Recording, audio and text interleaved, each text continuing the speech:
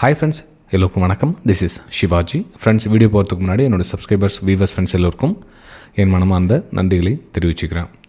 Friends, இப்போது Nifty, bank Nifty, Sensex இதனுடைய ப்ரெடிக்ஷனை நம்ம தொடர்ந்து இந்த 7-8 வருஷமாக பார்த்துட்டு வரோம். வீடியோ ஃபஸ்ட் டைம் பார்க்குறீங்கன்னா உங்களுக்கு பிடிச்சிருந்தா வீடியோ எண்டில் பார்த்துட்டு உங்களுடைய கமெண்ட்ஸ் அண்ட் லைக்ஸை பதிவு பண்ணுங்கள். நம்ம ரெகுலர் சப்ஸ்கிரைபர்ஸ் லைக் பண்ணிவிட்டு வீடியோ பாருங்கள். ரைட், ஆஸ் யூஷுவலி உங்களுக்கு சொல்கிறது தான், உங்களுடைய ரிஸ்க் ரேஷியோவை கவனமாக பார்த்துக்குங்க. ஸ்டாப் லாஸ் போட்டு ட்ரேட் பண்ணுங்கள். டார்கெட் எதுவெல்லாம் கம்ப்ளீட் ஆகும், டார்கெட் எவ்வளோ ரீச் ஆகுங்க. இந்த ரிஸ்க் ரிவார்டு இல்லாமல் எந்த வேலையும் பண்ணாதீங்க.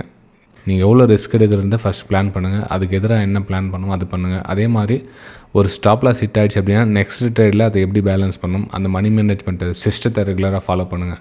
இல்லை அப்படின்னா உங்களால் எதையும் சாதிக்க முடியாது. ரைட்டுங்களா?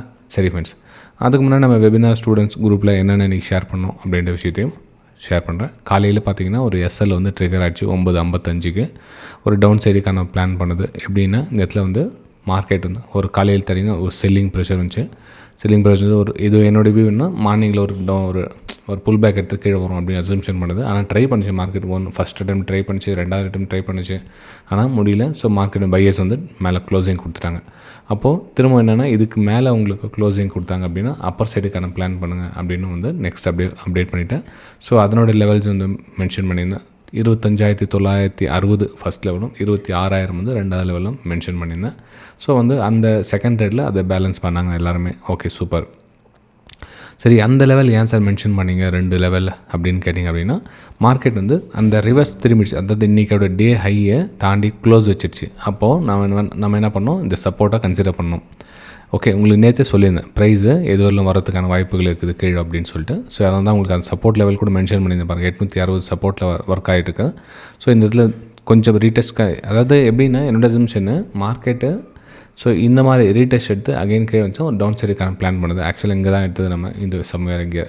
அப்போ இந்த இடத்துல எடுக்க சொல்ல நம்ம ஃபெயில் ஆகிட்டோம். அந்த இடத்துல அப்போ நமக்கு இந்த இதில் சப்போர்ட் ஆகிடுச்சு. இப்போ இந்த பிரேக் அவுட் கொடுத்தா என்னவும் இந்த இதில் ஒரு டபுள் பாட்டம் மாதிரி க்ரியேட் ஆகிட்டு மேலே போகும். ஸோ ஃபஸ்ட் லெவல் வந்து இந்த 25,960 லெவலில் வந்து ஃபஸ்ட் லெவலில் மென்ஷன் பண்ணியது. 26,000 வந்து ரெண்டாவது லெவலில் மென்ஷன் பண்ணி இதெல்லாம் ரேஷன்ஸு. ஸோ அதனால் அந்த லெவலில் மென்ஷன் பண்ணியிருந்தேன் ஃப்ரெண்ட்ஸ்.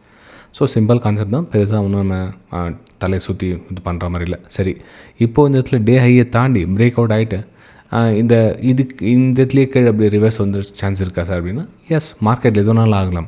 ஸோ அதனால தான் வந்து 1 அல்லது 2 ட்ரேடில் சிஸ்டம் க்ளோஸ் பண்ணுங்கள் அப்படின்னு சொல்கிறதுக்கான ரீசன். ஓகே, இதில் நான் தான் பர்ஃபெக்ட், எல்லாருமே அப்படி தான் வந்து சொல்கிறதுக்கான வாய்ப்பு அப்படி சொல்கிறாங்க அப்படின்னா அவங்களுக்கு போய் சொல்கிறாங்க அப்படின்னு அர்த்தம். ஓகே, ஸோ 1 அல்லது 2 இந்த 2 ட்ரேடில் உங்களுடைய பர்ஃபார்மன்ஸ் தெரிஞ்சிடும் அன்றைக்கி. அதுக்கப்புறம் நீங்கள் என்ன தான் முட்டி மோதி பண்ணால் கூட அது ஓவர் ட்ரேடிங்கில் போய்ட்டு முடிஞ்சிடும். ரைட்டுங்களா? சரி, இப்போது நெக்ஸ்ட் என்ன சார் மூமெண்ட் ஆகும் அப்படின்னு பார்த்தீங்கன்னா, மார்க்கெட் பார்த்திங்கன்னா இன்னும் எவ்வளோ தூரம் போகும்னு தெரில. இன்னும் மேலே போகுமா, இன்னும் கீழே வருமா? ஆல்மோஸ்ட் இங்கெல்லாம் வந்து பார்த்திங்கன்னா புட் ஆப்ஷன் வச்சு ஹோல்ட் பண்ணியிருக்கேன் சார் அப்படின்வாங்க.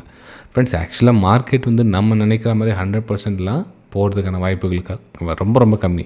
கிட்டத்தட்ட 75% 80% வந்து மார்க்கெட் போகிறதுக்கான ஒரு வாய்ப்புகள் இருக்குது. ரைட்டுங்களா?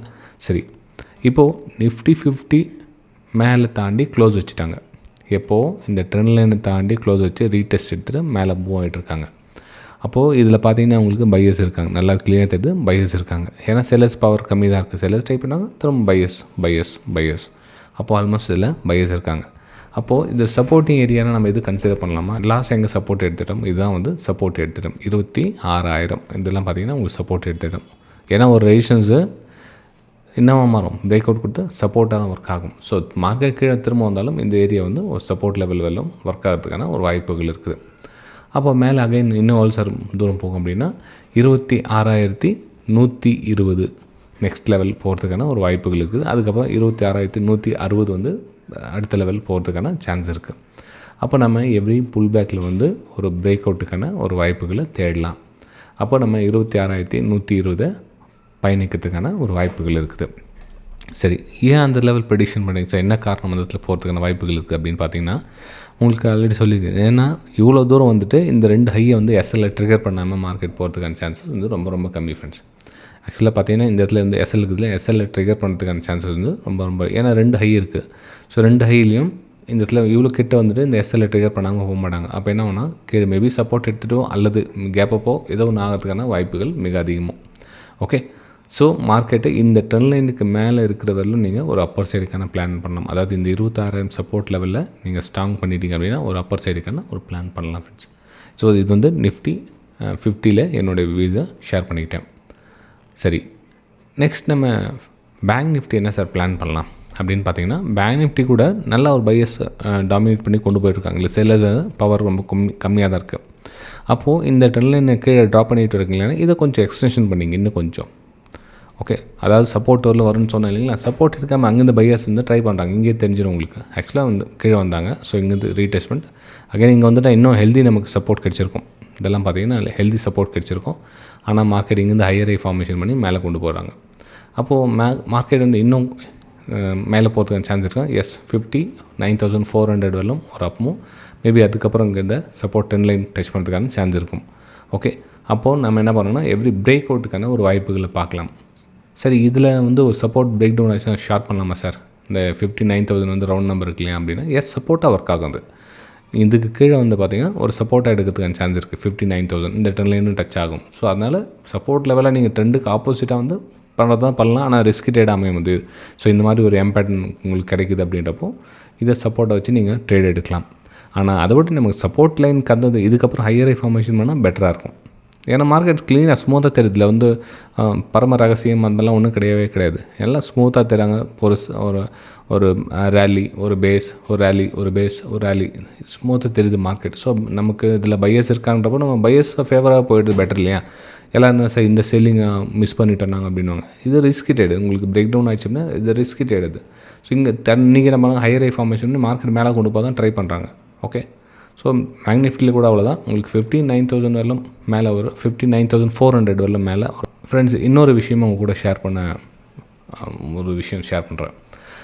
இதில் நிஃப்டி 50லையும் சரி, பேங்க் நிஃப்டிலையும் சரி, சென்செக்ஸ்லையும் சரி, இந்த ஆப்ஷன்ஸ் பையர்ஸ் வந்து ஏன் சார் லாஸ்ட்டில் இருக்காங்க அப்படின்ற ஒரு கொஷின் இருக்கும். அதாவது பார்த்திங்கன்னா மெயின் ப்ரைஸ் வந்து மேலே போகுது. ஓகே, மேலே போயிட்டுருக்குது. ஆனால் ஆப்ஷன் ஷார்ட் பார்த்திங்கன்னா லைட்டாக மேலே தான் போகுது. அது பெருசாக இங்கே எக்ஸாம்பிள் இன்றைக்கி ஒரு ஸ்க்ரீன்ஷாட் ஒன்று சேவ் பண்ணி வச்சேன். ஆப்ஷன்ஸ் பையர்ஸ் வந்து இந்த காரணத்துக்காக மேபி வந்து அவங்க லாஸ் ஆகிறதுக்கான சான்சஸ் வந்து அதிகம். ஏன்னா இப்போது இந்த ப்ரெடிஷன் பண்ணுறாங்க மார்க்கெட் வந்து மேலே மூவ் ஆகுன்னு சொல்லிட்டு. ஸோ அவங்க எதிர்பார்த்த மாதிரி மார்க்கெட் நல்லா ஒரு 20-25 பாயிண்ட் நல்ல மூமெண்டம் போச்சு. ஆனால் இந்த பிரேக் அவுட் நடந்த இடம் பார்த்திங்கன்னா மூமெண்டம் இல்லை. ஸோ இங்கேருந்து பார்த்தீங்கன்னா ரிவர்ஸ் ஆகிற மாதிரி இங்கே red colour candle create market இப்படி கீழே வந்துச்சு. நீங்கள் ஸ்க்ரீன்ஷாட் பார்த்தீங்கன்னா தெரியும். உங்களுக்கு கிட்டத்தட்ட உங்களுக்கு ஒரு 2:45 அந்த இடத்துல உங்களுக்கு கேண்டில் கிரியேட் ஆகிருப்பாங்க. 3 மினிட்ஸ் டைம் ஃப்ரேம் தான். ரெண்டுமே 3 மினிட்ஸ் டைம் ஃப்ரேம் தான். அதுவும் இந்த மணி தான். அவுட் ஆஃப் த மணி கூட கிடையாது. மார்க்கெட் மூவ் ஆகலை அப்படின்றதுக்கு இந்த மணி தான். ஸோ சம்டைம்ஸ் என்ன ஆகுனா ஆப்ஷன்ஸ் பையர்ஸ்க்கு ரிஸ்கி ட்ரேட் அப்படின்னு சொல்கிறதுக்கான வெறும் 25% வின்னிங்கான சான்சஸ் சொல்கிறாங்க இல்லையா? இதுதான் friends reason. Okay, options buyer வந்து ரொம்ப கவனமாக பார்த்து ட்ரேட் பண்ணுங்கள். ஏன்னா ஒரு மூமெண்டம் கிடைக்கல, மார்க்கெட் மேலே மூவ் ஆகிட்டு இருக்குது, இது மூமெண்டம் ஆகலை அப்படின்றப்போ சீக்கிரமாக அதுலேருந்து வெளியே வந்துடுங்க. அது இதுவும் மேலே போச்சு, இதுவும் மேலே போகும், வெயிட் பண்ணிகிட்டு இருக்கிறதுலாம் வேணாம்.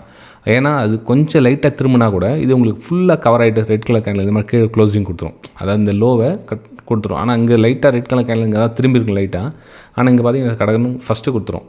ஸோ அதனால் கொஞ்சம் கவனமாக பாருங்கள். மூவ் ஆகலையே விட்டுடுங்க. ஆனால் மெயின் சார்ட் மூவ் ஆகிட்டு இருக்குது, அது பின்னாடி போய்ட்டு மாட்டிக்காதீங்க. இது சின்ன ஒரு விஷயம். ஸோ இந்த சின்ன விஷயத்த சொல்லமாச்சு, அதனால தான் உங்கள் கூட ஷேர் பண்ணிக்கிட்டேன் ஃப்ரெண்ட்ஸ், வேறு எதுவும் இல்லை. ரைட்டுங்களா?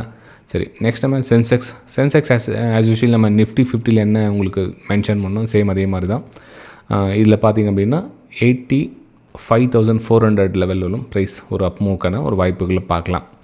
ஓகே, அப்போ சப்போர்ட் லெவல்லாம் எது சார் அப்படின்னு பார்த்தீங்கன்னா, இதெல்லாம் வந்து இப்போ உங்களுக்கு சப்போர்ட் லெவலாக ஒர்க் ஆகும். இந்த 85,000க்குள்ள இது வந்து உங்களுக்கு சப்போர்ட் லெவலாக ஒர்க் ஆகும். இதெல்லாம் வந்து ஒரு ரெசிஸ்டன்ஸ் ஏரியாவை மாறிடுச்சு இப்போ. ஸோ இது வந்து சப்போர்ட் லெவலாக ஒர்க் ஆகும் 85,000. அப்போ 85,400 பார்த்தீங்கன்னா உங்களுக்கு நெக்ஸ்ட் டார்கெட்டாக மூவ் ஆகிறதுக்கான சான்ஸ் இருக்குது. ஓகே, சரி ஃப்ரெண்ட்ஸ், இந்த வீடியோ உங்களுக்கு பிடிச்சிருந்தால் மறக்காமல் உங்களுடைய சப்போர்ட்ஸ், லைக்ஸ் அண்ட் கமெண்ட்ஸ் மூலமாக தெரிவிங்க. நம்ம அடுத்த வீடியோ சந்திக்கலாம். தேங்க்யூ.